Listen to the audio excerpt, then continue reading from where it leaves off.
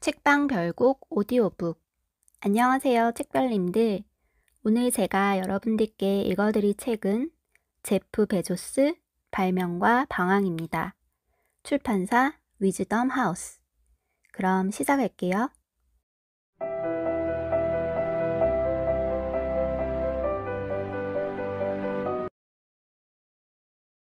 제프 베조스는 세계 최고의 기업 아마존의 설립자이자 CEO이다.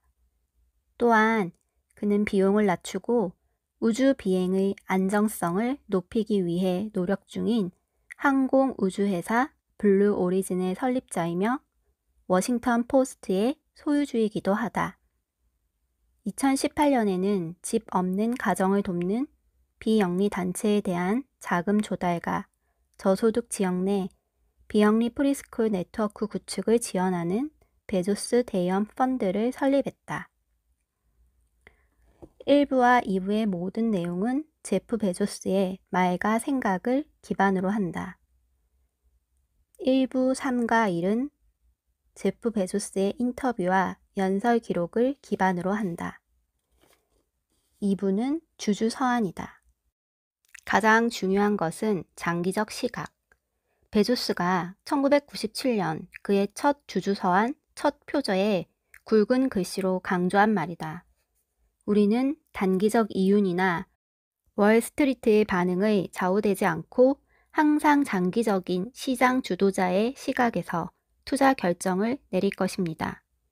장기적 관점에서 집중하면 보다 낮은 가격에 보다 빠르고 나은 서비스를 원하는 고객의 이익과 투자 수익을 원하는 주주들의 이익을 일치시킬 수 있다. 단기적으로 접근하면 이 둘의 이해관계가 항상 합치되진 않는다. 그 외에도 장기적 사고는 혁신을 가능케 한다. 이에 대해 베조스는 이렇게 이야기했다.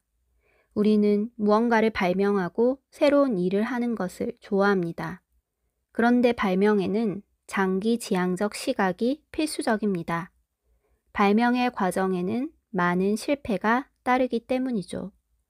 베조스는 우주 여행에 대한 관심이 자신으로 하여금 계속해서 멀리 있는 지평선에 집중할 수 있게 해준다고 이야기한다. 장기적 시각을 갖는 것은 베조스의 많은 장점 중 하나인데 그는 이 능력을 아마존에서 꾸준히 발휘해왔다. 그는 우주 기업인 블루 오리진의 강령을 이렇게 정했다. 블루 오리진은 장기적인 목표를 차근차근 끈기 있게 추구한다. 일론 머스크의 우주 프로그램 추진은 꾸준하다고 말하기 힘들다. 그에 반해 베조스는 자신의 팀에게 토끼가 아닌 거북이가 되라고 조언한다. 블루 오리진 공장에는 그라다팀 페로키테르, 즉 한 단계씩 맹렬하게라는 사운이 적혀 있다.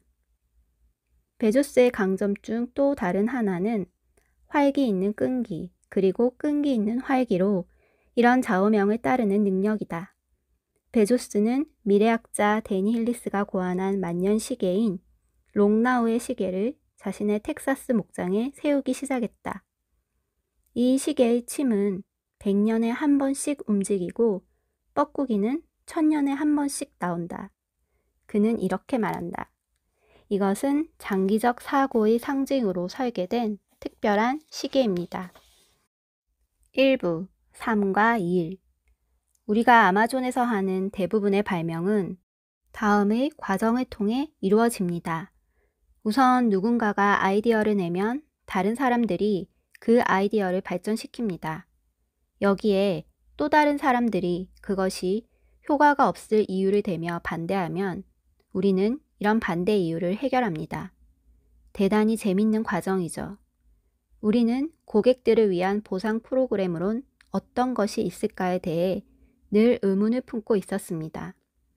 그러던 중 한 소프트웨어 엔지니어가 아이디어를 내놓았죠.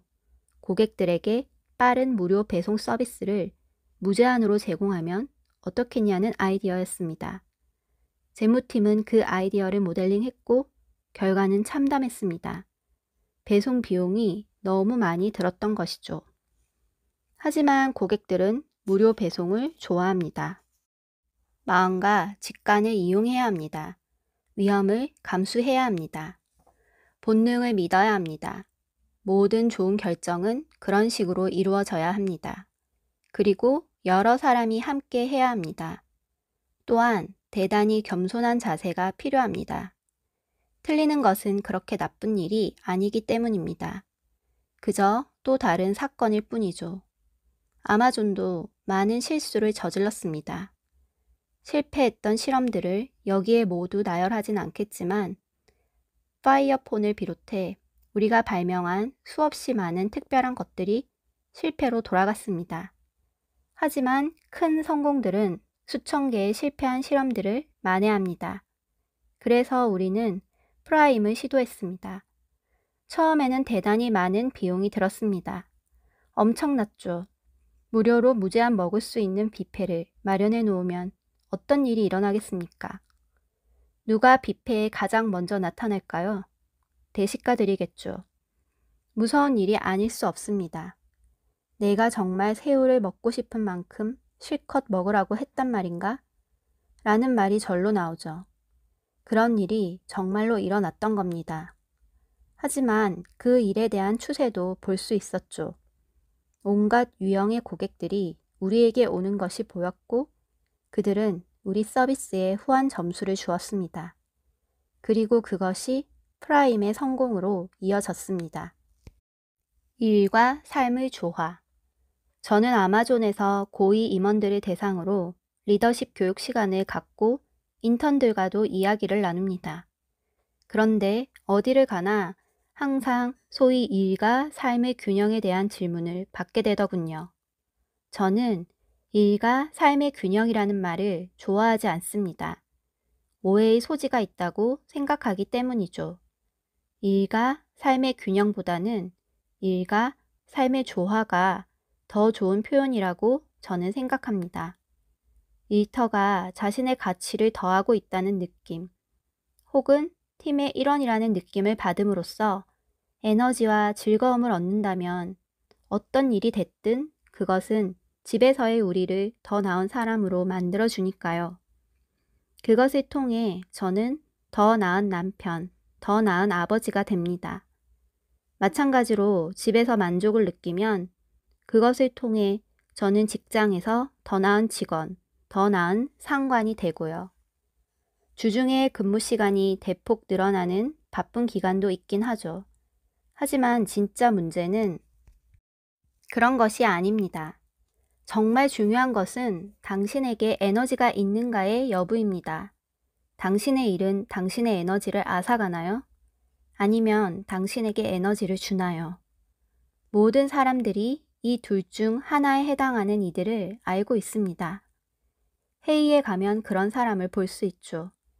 회의에 들어온 어떤 이는 회의에 에너지를 불어넣습니다.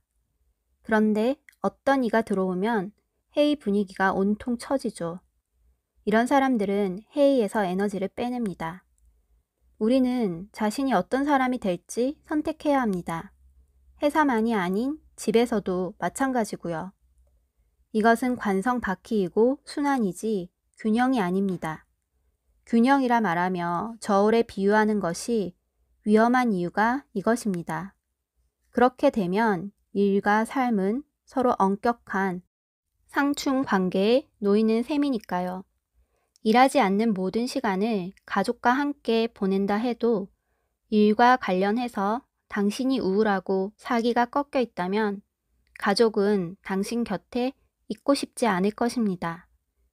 당신이 가족으로부터 좀 떨어져 휴식을 갖길 바라겠죠. 중요한 것은 시간이 아닙니다. 한 주에 100시간쯤 미친 듯 일해야 한다면 한계에 봉착하긴 할 겁니다. 하지만 제 경우엔 문제가 되었던 적이 없습니다. 아마도 양쪽 모두가 제게 에너지를 주기 때문이겠죠. 이상이 제가 인턴이든 임원에게든 똑같이 들려드리는 충고입니다. 2부 주주 서한 계속적인 규모 확장 2019년 주주 여러분께 우리는 코로나19 사태를 통해 아마존이 고객들에게 얼마나 중요해졌는지 알게 되었습니다. 우리가 이 책임을 얼마나 진지하게 받아들이고 있는지, 또 이 어려운 시기에 고객들을 돕기 위해 일하고 있다는데 얼마나 강한 긍지를 느끼는지 꼭 말씀드리고 싶습니다. 지금은 믿기 힘들 정도로 어려운 시기입니다. 하지만 이 시기는 우리가 기업으로서 하는 일이 사람들의 삶을 크게 바꿀 수 있다는 것을 일깨워주는 계기이기도 합니다. 고객들은 아마존을 의지하고 있으며 다행히도 아마존에겐 그들을 도울 힘이 있습니다. 우리는 규모와 빠르게 혁신하는 능력을 통해 긍정적 영향을 줄 수 있고 진전을 위한 조직적인 힘이 될 수 있습니다. 지난해 아마존은 UN 기후변화 협약의 전 사무총장이자 글로벌 옵티미즘의 설립자인 크리스티아나 피게레스와 함께 기후 서약을 만들고 그것에 처음으로 서명하는 기업이 되었으며 이를 통해 2040년까지 탄소 중립을 이룬다는 파리 협약의 목표를 10년 앞당겨 이행하기로 약속했습니다. 이 목표를 이루는 것은 아마존에게 쉬운 일이 아닙니다. 우리는 정보만을 이동시키는 회사가 아닌데다 방대한 물리적 인프라를 가졌고 세계적으로 매년 100억 개 이상의 상품을 배송하기 때문이죠. 하지만 아마존이 파리 협약에서의 목표보다 10년 먼저 탄소 중립에 이른다면 어떤 기업도 마찬가지로 이 일을 해낼 수 있을 것입니다. 우리는 모든 기업과 손잡고 이 목표를 현실로 만들 수 있기를 희망합니다. 지난해 우리는 아마존 퓨처 엔지니어 프로그램을 시작했습니다. 미래 세대가 기술 주도의 경제 체제에서 성공하는데 필요한 기술을 익히게끔 컴퓨터 공학 분야에서 커리어를 쌓고자 하는 저소득 및 취약계층의 청소년들을 지원하는 교육 프로그램이죠. 우리는 매년 수십만 명의 학생들에게 컴퓨터 공학과 코딩 교육을 지원하겠다는 야심찬 목표를 갖고 있습니다. 아마존 퓨처 엔지니어는 현재 미국 전역의 빈곤 지역에 있는 학교 2,000곳 이상에서 운영하는 컴퓨터 공학 입문 및 심화 과정 프로그램에 자금을 지원 중입니다. 또한 매년 저소득 가정의 컴퓨터 공학과 학생 100명에게 4년간 대학 장학금 4만 달러를 지급하죠. 현 코로나19 상황에서 제 시간과 생각의 대부분은 아마존이 과연 어떤 도움을 줄 수 있을까에 집중되어 있습니다. 이 상황을 헤쳐나가는 과정에서 우리 아마존 가족이 보여준 투지와 독창성에 깊은 감사의 마음을 전합니다. 지금 직면한 위기에서 우리가 통찰력과 교훈을 얻고 미래로 나아가는 데 있어 그것들을 적용할 것이라 믿어주십시오. 닥터 수스라는 이름으로 잘 알려진 테오도르 소이스 가이젤의 이 말을 생각하며 서한을 마무리하려 합니다. 나쁜 일이 일어났을 때 넌 셋 중 하나를 선택할 수 있어.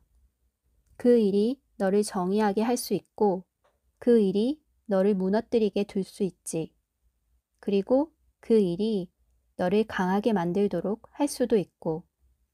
저는 우리 문명이 가장 좋은 선택지를 고를 것이라 낙관하고 있습니다. 이런 상황에서도 오늘은 우리에게 여전히 첫날입니다. 우주로 가는 목적. 다음은 2019년 5월 9일 워싱턴에서 있었던 블루 오리진의 달 착륙선 블루문 공개 행사에서 이루어진 발언입니다. 블루 오리진은 제가 지금 하고 있는 가장 중요한 일입니다. 제게는 이 일에 대한 강한 확신이 있습니다. 그 기반에는 아주 간단한 논거가 자리하죠. 바로 지구는 최고의 행성이라는 논거입니다. 우리가 깊이 생각해 봐야 할 중요한 질문이 있습니다. 우리는 왜 우주로 가야 할까요? 제 답은 일반적인 플랜 B 주장, 즉 지구 환경이 파괴되어 가니 다른 곳을 찾아야 한다는 것과는 다릅니다. 이런 주장은 제게 아무런 자극도 주지 않습니다. 고등학교에 다닐 때 저는 이런 글을 썼습니다. 지구는 유한하다. 세계 경제와 인구가 계속 확장 증가한다면 우주 진출만이 유일한 길이다. 저는 아직도 이렇게 믿고 있습니다. 우리는 지구를 보호하기 위해 우주로 가려 합니다. 때문에 이 회사의 이름도 블루 오리진, 즉 우리가 비롯된 푸른 행성을 뜻하는 것입니다. 우리는 정체된 문명을 마주하고 싶지 않습니다. 이 행성에 안주하는 것이야말로 진짜 문제, 그리고 장기적인 문제입니다. 매우 근본적인 장기적 문제는 우리가 지구의 에너지를 바닥낼 것이라는 점입니다. 어려운 수학을 동원하지 않아도 쉽게 알 수 있는 문제죠. 에너지 고갈은 피할 수 없는 일입니다. 우리가 사는 이 시대는 역동성과 성장의 시대입니다. 우리는 우리의 조부모 세대보다 나은 생활을 하고 있고 우리 조부모 세대는 그들의 조부모 세대보다 나은 생활을 했습니다. 거기에서 큰 몫을 한 것이 우리가 얻어 우리의 이익을 위해 사용할 수 있었던 풍부한 에너지입니다. 병원에 간 사람은 많은 에너지를 사용합니다. 의료 장비, 운송, 우리가 향유하는 온갖 오락거리, 우리가 사용하는 약품, 이 모든 것은 엄청난 양의 에너지를 필요로 합니다. 그런 에너지의 사용을 멈추는 것은 우리가 원하는 일이 아닙니다. 그러나 지금처럼 사용한다면 에너지는 더 이상 지속 가능할 수 없습니다. 무제한의 수요가 유한한 자원과 만나면 어떤 일이 벌어질까요? 답은 너무나 간단합니다. 배급제죠. 우리는 그런 길을 걷게 될 것입니다. 그 길에 처음으로 들어서는 것은 당신의 손자, 손녀가 될 테고 그 길을 걷는 그들의 손자, 손녀는 당신보다 훨씬 못한 삶을 살게 될 겁니다. 좋지 못한 길이죠. 좋은 소식이 있긴 합니다.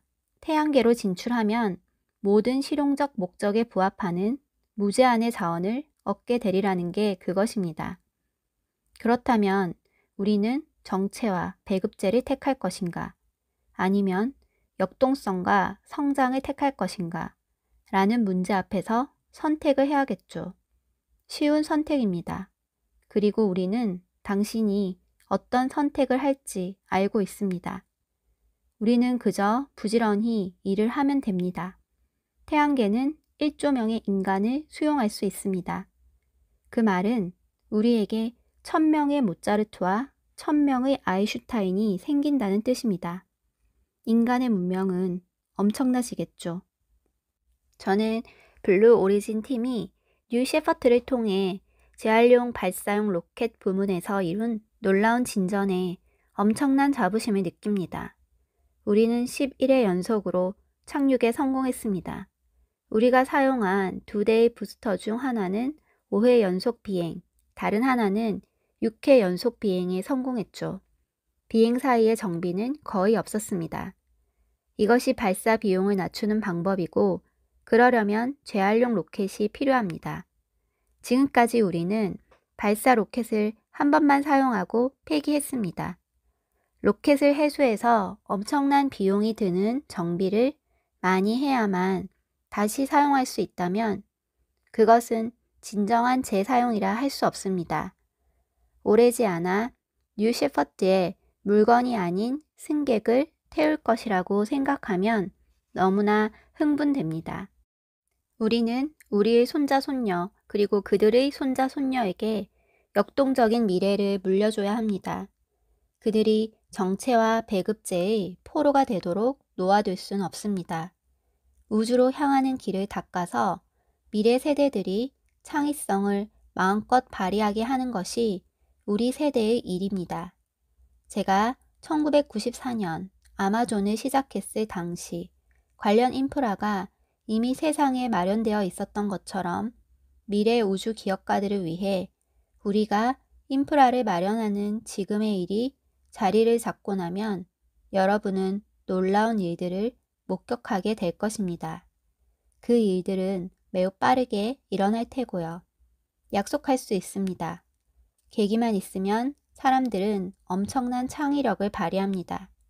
우리 세대가 우주로 가는 길을 닫고 관련 인프라를 구축해 두면 우리는 앞으로 수천 명의 미래 기업가들이 진정한 우주 산업을 구축하는 모습을 보게 될 것입니다. 저는 그들에게 영감을 주고 싶습니다. 너무나 큰 비전처럼 들리십니까? 그렇습니다. 이 중 무엇 하나 쉬운 일이 없고 모든 것이 대단히 어렵죠. 하지만 저는 여러분에게 영감을 드리고 싶습니다. 이렇게 생각해 보십시오. 천리길도 한 걸음부터라고요. 지금까지 제 오디오북 잘 들으셨나요? 더 자세한 내용이 궁금하시다면 구매하셔서 읽어보시길 바래요. 그럼 구독, 좋아요, 알림 설정 부탁드립니다. 구독은 제가 영상을 만들어 나갈 수 있는 힘이 됩니다. 감사합니다. 다음 영상으로 만나요.